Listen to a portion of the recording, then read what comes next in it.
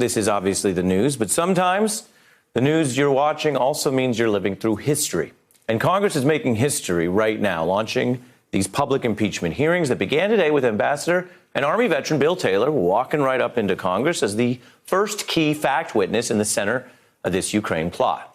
Roughly 6 hours later, Taylor marched right on out of the hearing, and there was no motorcade waiting, no Secret Service. You can see him right here, a public servant just getting into a red Washington, D.C. taxi to leave.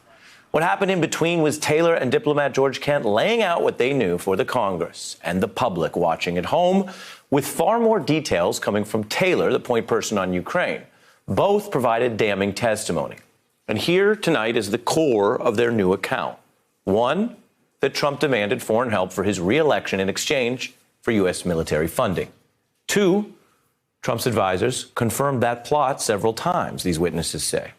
Three, for the first time ever, Taylor revealing how staff heard Trump on a phone call to a different impeachment witness, Ambassador Sondland, where Trump reportedly was demanding those investigations in Ukraine. Now, that's key because the most crucial evidence Congress gathers today will be pressed on future witnesses in the days to come. Four, this whole potentially impeachable plot did not come from Trump to the person running the State Department like a normal operation, but through Trump's advisor, Giuliani. That may sound like common knowledge by now, but remember, Giuliani publicly claims he was taking orders from the State Department. Today's testimony accuses him and Trump of lying. Why lie? This new testimony suggests the lies were necessary because the truth was so much worse. I think it's crazy to withhold security assistance for help with a political campaign. The possibility of a White House meeting was being held contingent to an announcement. The meaning of stalemate was the security assistance would not come. Giuliani's efforts to gin up politically motivated investigations. The president's comments were focused on two things, 2016 and the Bidens, am I right? I believe so, yes. What was communicated to you was that the president wanted investigations into 2016 and the Bidens. That was my understanding. Some of those points reinforce what witnesses have told impeachment investigators behind closed doors. Taylor revealed the new account, though, that Trump himself was also heard on this phone call with his then ally, Ambassador Sondland, and that Trump was demanding the investigations. In the presence of my staff at a restaurant, Ambassador Sondland called President Trump and told him of his meetings in Kyiv. The member of my staff could hear President Trump on the phone asking Ambassador Sondland about the investigations. Ambassador Sondland told President Trump the Ukrainians were ready to move forward. Following the call with President Trump, the member of my staff asked Ambassador Sondland what President Trump thought about Ukraine. Ambassador Sondland responded that President Trump cares more about the investigations of Biden, which Giuliani was pressing for. These hearings are not a show.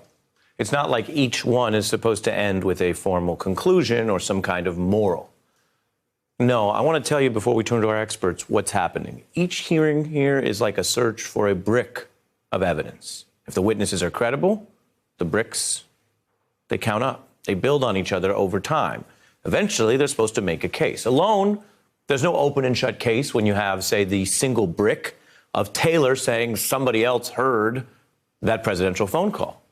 But then that somebody else is actually going to address this committee on Friday in a private session, providing another potential brick.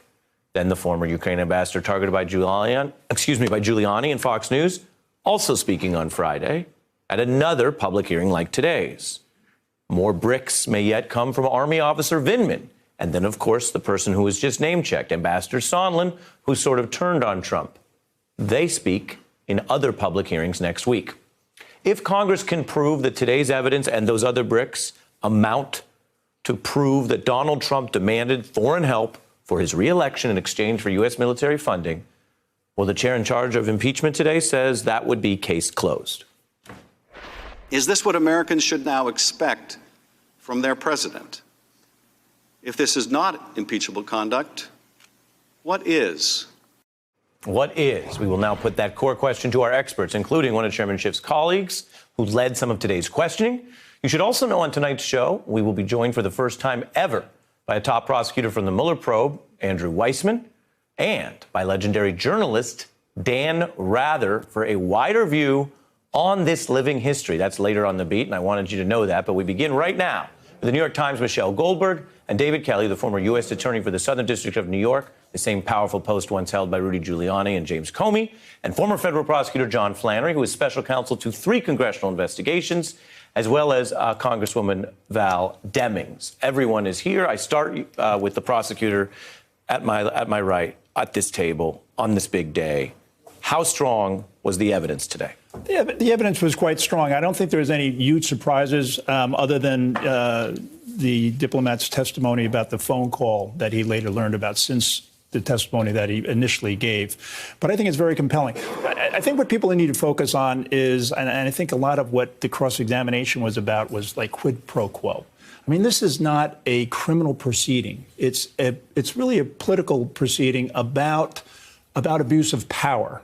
And the misappropriation of funds. There may be crimes built into that, but if everybody is looking for crimes to be committed, that's a different proceeding. So I think that people really need to keep their eye on the ball about what this is all about. Well, and that goes to something else we heard, Michelle, and I want to play a little bit of Bill Taylor talking about how unusual this was. What we heard under the questioning was, this never happens. This is totally out of the ordinary. And these are people who obviously have seen a lot, whether you talk about Taylor in Vietnam or how many presidents he's served. Let's take a look at that exchange. Have you ever seen another example of foreign aid conditioned on the personal or political interests of the President of the United States? No, Mr. Goldman, I've not. Well, it seems they still haven't quite settled. Republicans haven't quite settled on what their defense is going to be. Some people were trying out, yes, he did it and he was right to do it because all these conspiracies are true, right? That was the Devin Nunes approach. Other people had the kind of no harm, no foul. Well, he stopped doing it once he got caught, so what's the problem? And then you have the sort of Mick Mulvaney defense, which is get over it. Right. And I feel like that was a very, people do this all the time. Get over it. What is foreign aid except for a quid pro quo?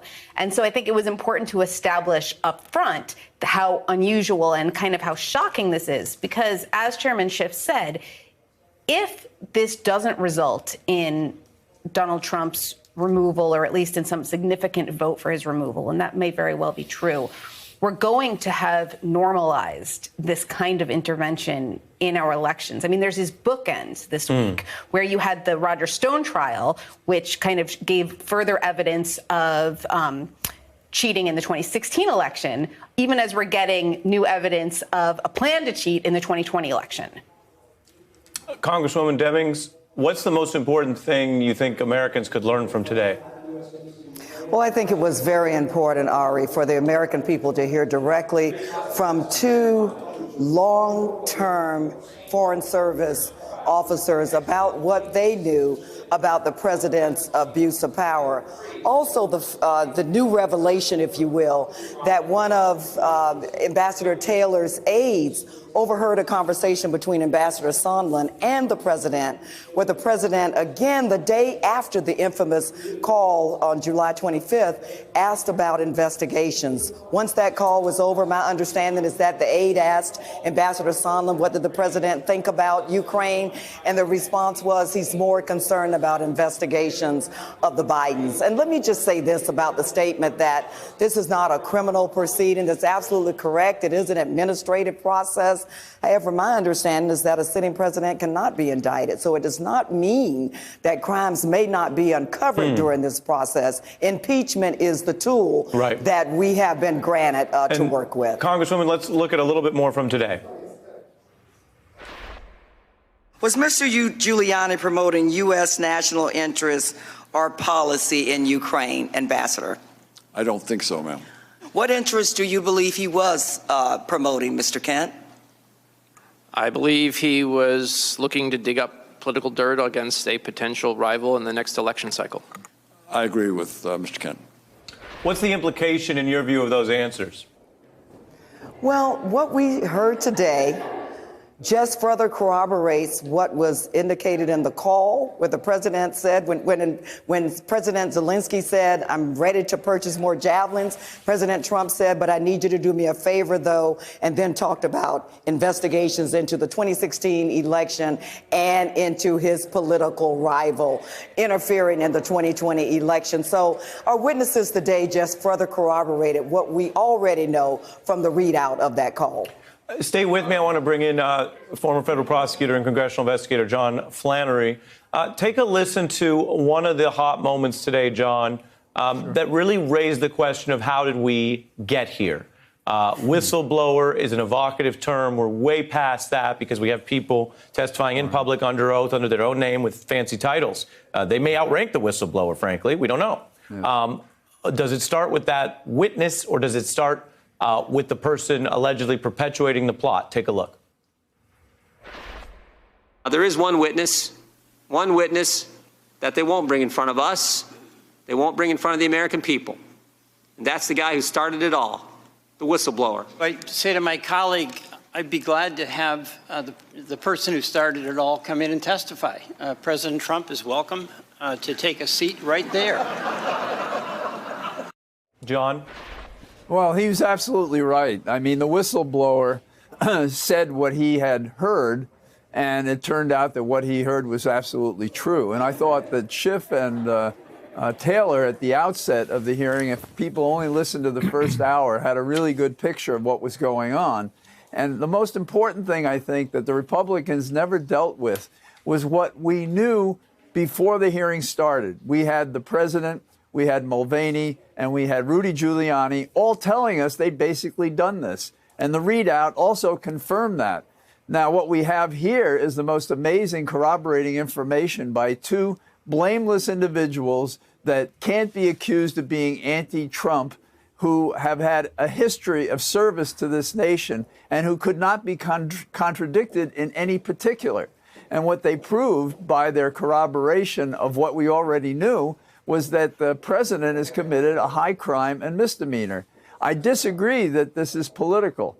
What the discipline is required in this case is to put aside politics, look at the standards of what offenses are impeachable and worthy of removal, and consider them as a judge might, putting aside any bias. Yeah, we don't John, care whether we like them or not. Yeah. On that point, as Americans watch this, John, I'm curious what you thought of the parts of the hearing that really go back to the person who's not there, to the president. And all of this, unlike the Mueller probe where it wasn't clear where it would end, people were indicted, people were convicted. But there wasn't a shot really at the president legally in the report in a way the way Ken Starr or others did. Here, it all goes back to Donald Trump.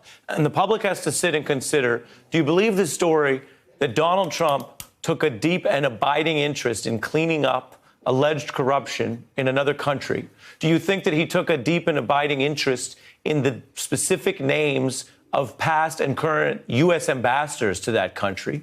Do you think that he, of all the things on his to-do list, thought, I heard about a company inside Ukraine that doesn't have a big U.S. footprint, Burisma, and that company, for the good of the United States of fighting corruption, needs to be cleaned up? Or do you think there was what lawyers call the corrupt intent? Do you think that Donald Trump was doing out of the White House what he was accused of being on the receiving end in 2016, which is saying, gosh, if I can get a foreign country to help me tip the balance of the election, I welcome that help. Or as he told ABC News, of course I'd look at it. I put that rather admittedly lengthy setup in context to this exchange, which ties back to Donald Trump's interests, Burisma, et cetera. Take a look from today. Sure.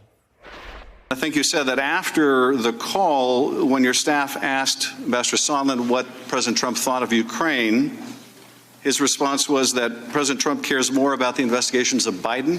Is that right? And Burisma, yes, sir. I take it the import of that is he cares more about that than he does about Ukraine. Yes, sir. John, what's important about that exchange?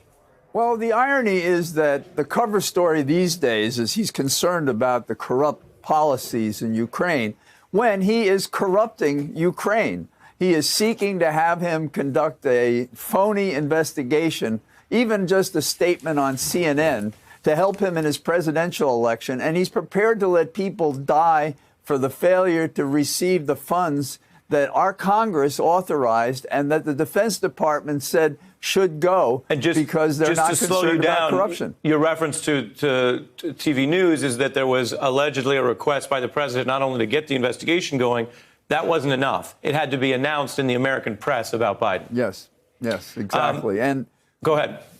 Well, the problem about this that I'm really concerned about is how a Republican with an average IQ could be in the leadership and to come in and divert our attention from everything they know to be true, to mislead the nation, to believe that this president did not commit a crime, a high crime and misdemeanor, abuse his office, withhold information from the Congress, and be continued as if this were him exerting his influence on good policy when he's not even close to that fact. That's a shame and a disgrace. That's unbelievable, I think. Nothing like this happened with the Republicans and Nixon, and his crimes were less than this. And Congresswoman, before we lose you, the other question I want to ask is, we heard a lot about whether some witnesses have only secondhand accounts. They're saying what they saw and who they talked to, but the president was not always in the room. I wonder if that builds more pressure on the White House, in your view, to then bring the firsthand accounts in, bring Mulvaney and Bolton and others in, which, as you know, the White House has been fighting. Well, a couple of things. It's hard to believe the president was overly concerned about corruption when, if you look at the readout of the call on the 25th, not once does the president even mention the word corruption. Number two, as a former law enforcement officer, I can remember many of the best cases began with persons who had secondhand or third-hand information. It's incumbent upon us to take that information and then find corroborating evidence and witnesses. What we do know is that our witnesses today may not have directly spoke with the president, but they spoke to people who directly spoke with the president. Some of them we've heard from, some of them we intend to hear from, but we will get to the bottom of the truth. Congresswoman Demings, after a lengthy day of hearings and questioning, I really appreciate you making time to come on The Beat. We'll be checking back in with you. My same thanks to Mr. Flannery out of Washington. I want to go back to Michelle Goldberg with me here on set. Wrap it all up with where we're headed, because as mentioned, again, folks at home saying, okay, wow, today was a big day. But Sondland will be really key in the upcoming hearings. Well, I think we have the outlines of the story, and to some extent, it's just about shoring it up because you have Republicans trying to poke various holes in it. And it's not exactly clear where their defense is going to go. It might just be, they might say, well, we didn't hear Trump say any of this directly, so maybe we can just pin it on Giuliani, on Mulvaney, and Sondland. And so in that case, hearing Sondland speak directly will be extremely important. Or it might just be a matter of fleshing out with Marie Yovanovitch kind of what anti-corruption policy in Ukraine actually was, and the fact that Trump and Giuliani were not demanding that Ukraine fight corruption. They were demanding that Ukraine become more corrupt, right? And so I think it's trying to build a somewhat airtight case. I think that you'll always have Republicans who are willing to, kind of spout nonsense, spout conspiracy theories, but to make it as coherent as possible for the people who haven't read all of these depositions and, haven't had the chance to do a deep dive on who the various Ukrainian players are. Yeah. Michelle Goldberg from the New York Times, thank you so much. Federal Prosecutor David Kelley, I want to bring you back near the end of the show for another point, so stay with me. Hey, I'm Ari Melber from MSNBC. You can see more of our videos right here, or better yet, subscribe to our YouTube channel below. You could have been anywhere in the world, but you're here with us, and we appreciate that.